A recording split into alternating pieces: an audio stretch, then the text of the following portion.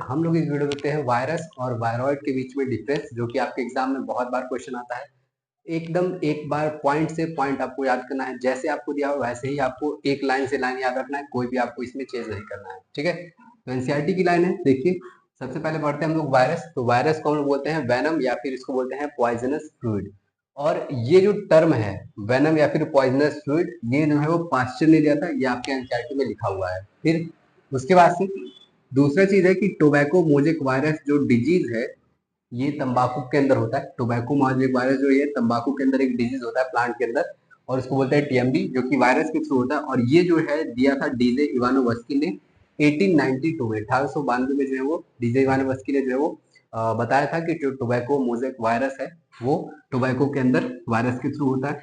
तीसरा चीज है कि एमडब्ल्यू बीजेनरिक 1898 में इन्होंने एक एक्सपेरिमेंट किया था कि एक हेल्दी प्लांट लिया था, उस हेल्दी प्लांट के ऊपर एक ऐसे प्लांट ले लिया था, और उस प्लांट के ऊपर जो है इन्होंने इस वायरस को डाला, और ये प्लांट जो है वो इन्फेक्शियस हो गया।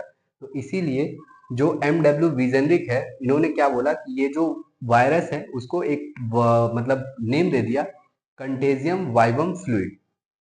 ये नेम दे दिया, और इसका मतलब होता है इन्फेक्शियस लिविंग फ्लूइड। क्यों बोला? क्योंकि ये जो है वो प्लांट के अंदर इन्फेक्शन कॉज किया, इसीलिए इसको टर्म दे दिया कंटेजियम वाइवम फ्लूइड। और ये टर्म किसने दिया था? तो एमडब्ल्यू विजेनरिक ने दिया था। और ये एक इन्फेक्शियस लिविंग फ्लूइड होता है, इसका मतलब ये होता है।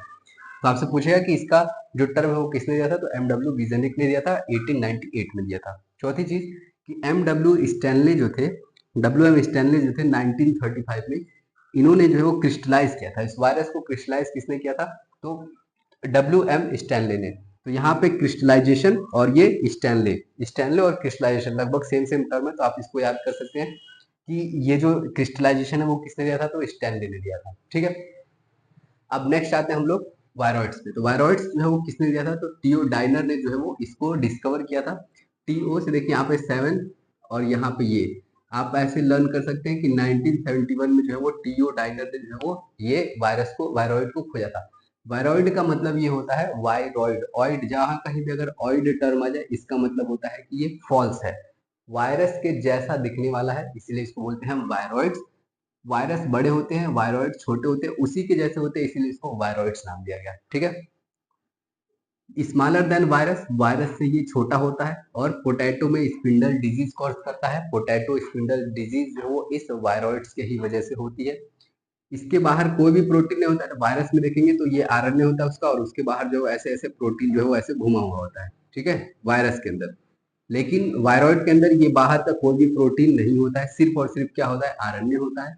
तो इसीलिए इसको बोला जाता है लैक ऑफ प्रोटीन। लेकिन आरएनए पाया जाता है, फ्री आरएनए पाया जाता है, और वो आरएनए होता है लो मॉलिक्यूलर वेट का, मतलब उसके अंदर मॉलिक्यूलर वेट एकदम लो होता है। लो मॉलिक्यूलर वेट आपसे पूछेगा कि लो मॉलिक्यूलर वेट आरएनए किसके अंदर पाया जाता है? तो वायरॉइड्स के अंदर। और आरएनए के बाहर प्रोटीन किसमें पाया जाता है? तो वायरसेस के अंदर।